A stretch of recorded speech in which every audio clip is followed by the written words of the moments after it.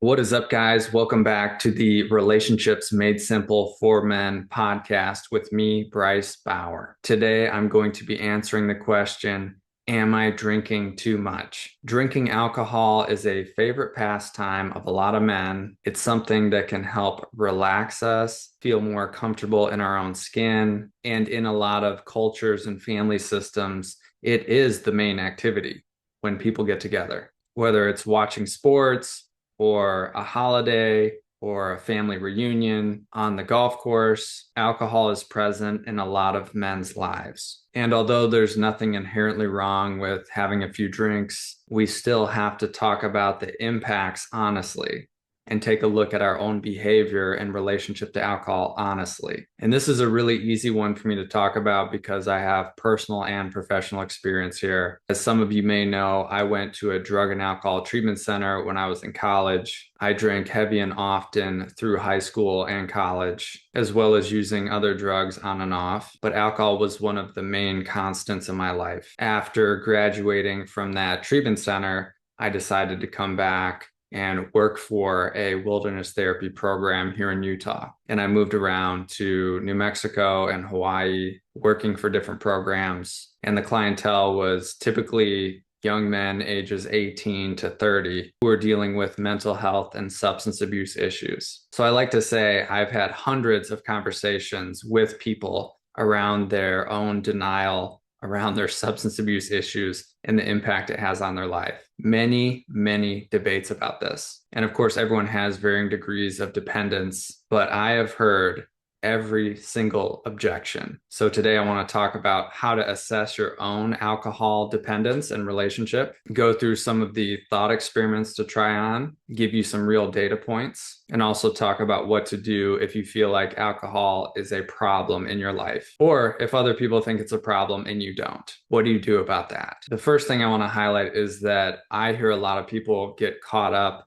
by the term alcoholic or alcoholism. And I'm not really concerned about that title. I know if you go to Alcoholics Anonymous, which I've been to probably 1,000 meetings, I don't go anymore, but in a lot of meetings, people will introduce themselves as an alcoholic. Hey, I'm Bryce, I'm an alcoholic. I personally don't have a problem saying that. It's been almost 18 years since I drank alcohol, but I understand that there's a way that my brain and body process alcohol that seems to be different than other people. And whether I say I have an addictive personality, again, that doesn't really matter to me. I'm just not that bothered by the title. So I wouldn't get hung up if you don't like that terminology and trying to figure out whether you're an alcoholic or not. Let's just talk about the reality of the situation. In its most extreme form, you have people that drink every single day. And this can be the bum that's living under the bridge. And this can also be high functioning CEOs that are self-medicating to get by. Some people can still function at a high level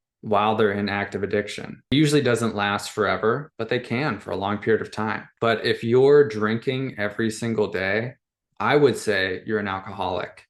You are for sure physically dependent on the substance. And I have a hard time imagining that you aren't mentally dependent on the substance as well. So that's a pretty clear cut and dry case. You're damaging your mind, you're damaging your liver. It's not sustainable. You need to get help. And some people might still argue from this place. I was trained as an interventionist. I even performed a few interventions. And it's amazing how delusional people can be when they're in addiction. They can have a room of people sitting around them telling them that they have a problem, asking them to get help, and they're still in denial. And I can tell you from being there personally, because I did resist treatment initially, it was just really hard to imagine letting go of something that appeared to be the only way that I could keep my life together, to keep my own sanity. It was my safety blanket. It was my escape.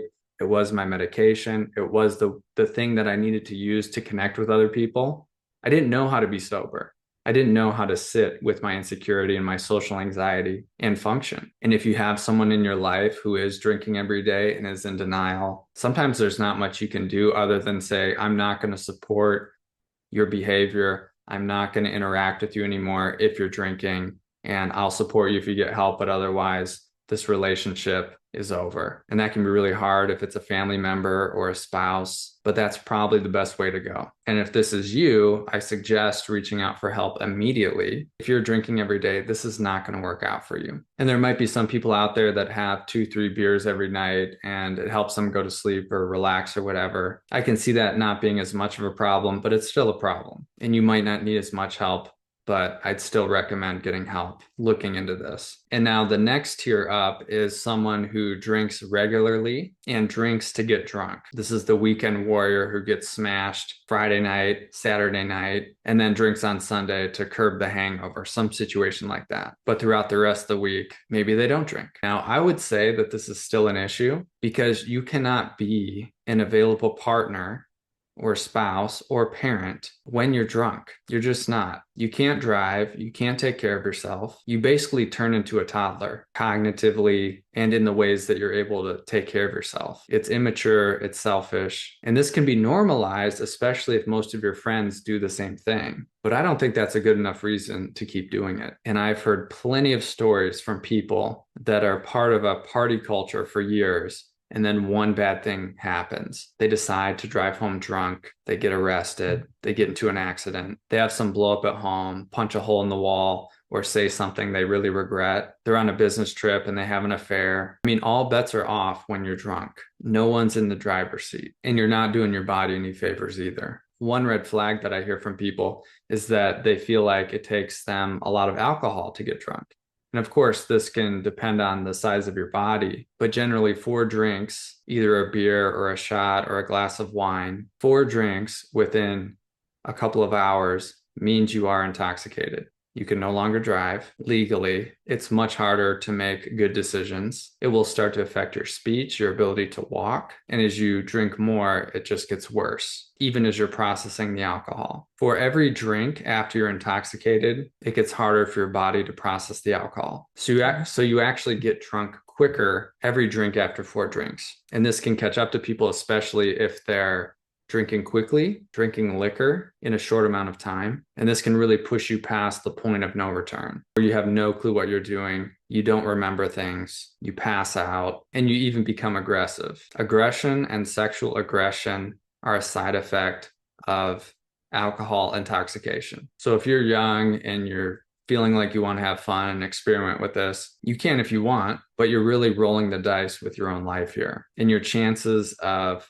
really creating a meaningful, fulfilling, present-centered, secure relationship, I think are pretty much zero if you're living your life like this. You're not going to have the bandwidth to handle conflict and do repair with your partner. And if your partner is concerned about your drinking, you should listen to them. There's this idea that normal drinkers don't have people in their life that are concerned about them.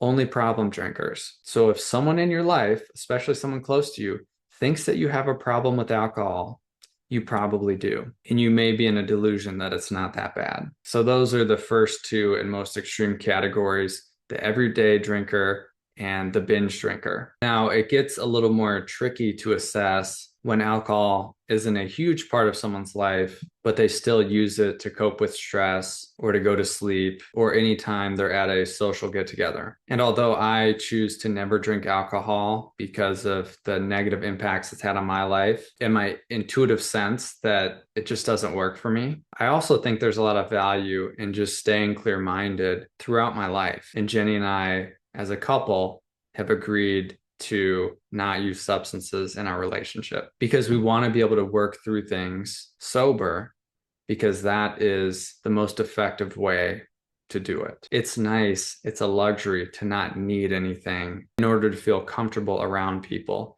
or to deal with any pain we're experiencing. And we can always count on each other to be clear-minded whenever we're working something out or going through something hard. So this is something that we really appreciate about each other in our relationship. And I can see why people also like to have some drinks sometimes. I have people in my immediate family that like to have a glass of wine or 2 with dinner or go out with friends. And it doesn't really seem to impact their life negatively. So as long as you're not getting wasted and needing someone to take care of you or clean up after you or making really poor choices, it should be fine, unless your partner has an issue with it. This is where you have to think relationally, because even if you don't think it's an issue and your partner does, the relationship has an issue. And you should take it seriously, because if you continually dismiss your partner and tell them, oh, it's not a problem, you're just overreacting, you're just too sensitive, you don't want to have fun, they're going to feel more and more missed, more and more lonely, and less understood. And this is going to damage the security in the relationship. And so this is where, as men, we have to think about people other than ourselves. And I can struggle with this because coming into this relationship with Jenny, I had this general sense about relationships that you support me in doing whatever I want to do, and I'll support you in you doing whatever you want to do. And if there's any conflict, we should just do whatever we want to do as individuals and have to accept that. Well, it turns out that's not the best way to do relationship, to just ignore the impact that we have on each other and bury feelings and probably carry resentments. To be in a high functioning relationship, we take into account the impact that we have on each other. It doesn't mean that we have to process every little thing and that we don't do things that each other doesn't really like. But if something is a persistent problem, we have to talk it out. And personally, I put alcohol in the category of a lifestyle decision that is not necessary. Maybe some will disagree about this, but this is not a requirement to be your authentic self. This is really more of a coping strategy. And even if it's pretty mild and you're doing it in your own home, it doesn't mean that it couldn't have a big impact on your relationship. Take the example of a guy who comes home from work every day and drinks 3 or 4 beers, and slowly his wife watches him lose his ability to really be present with her and the family. And he might still be fun and he might feel relaxed, but they're just on different wavelengths. She can't count on him to have a high level conversation because he's not all there. You just can't be all there when you're drinking. Alcohol slows your ability to process information, and it can open up the pathways to feel more in a way. Like maybe you feel like you can talk about things more deeply, share more vulnerably, or cry. You've probably seen people that get really drunk and they just get so emotional. I used to do that. I think that's part of why I like drinking, is sometimes I just felt like I could feel more. I could feel more excitement. It would magnify the emotion. Sometimes I'd even break down crying, talking about something from my past. And it was good in a way, but I wasn't really able to process it in that moment because I'm drunk or tipsy, and I'd forget about it. So it was really more of a Band-Aid. And one way I like to think about this, going back to the relationship side, is that if you have to make a really good case for why you should drink alcohol, what do you have? One thing people will say is that it's more fun. It allows them to feel more joy or excitement, to be themselves. That's one objection. What I would say to that is you're creating a situation in which you have this crutch, and this is a condition that you need to meet in order to be yourself, because you can't just be yourself as you are sober. And that's a skill and something worth working towards. You don't want to be running to the grocery store before a family event because you absolutely need alcohol just to deal with it. Think about how nice it would be to just be able to show up wherever you are without needing anything else, and to just be yourself like that. It's much more freeing. It's a much more interesting project. And I could talk more about that one, but that's a common objection that I feel like we could smash. The second objection that I often hear is that, well, it shouldn't impact anyone else, which is just false. It either does or it doesn't. And if it does, it does. Like if your partner's saying that they don't like how much you drink, they probably have really good reasons. And I've already covered a lot of that. The third is that all my friends and family do it, or the people I like to connect with, so I have to do it if I'm with them. There is some truth to this. If you've set up your life in a way to where you only hang out with people that are drinking when you're going out to do things, it can be really hard to cut ties with those people. That is your whole community. But again, you set it up this way, and you can go back to the drawing board and be honest about how you want to spend your time and who with. And you don't just have to stay stuck in doing something because everyone else is doing it. So that objection doesn't hold water either. The fourth is that it doesn't really have a lot of negative side effects health-wise, or maybe it even helps you. And that's completely false. There are absolutely 0 positive health benefits to drinking alcohol. The only study I've ever heard of in which there were some positive side effects was women over 50 drinking 1 glass of red wine per day.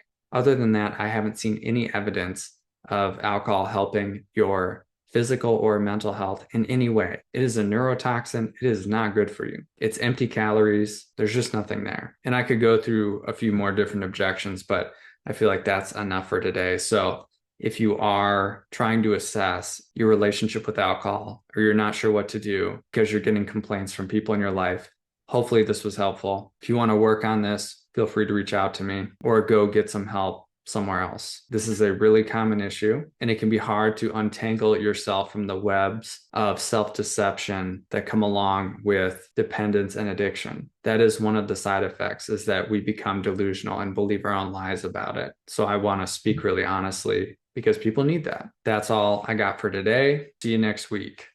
Peace.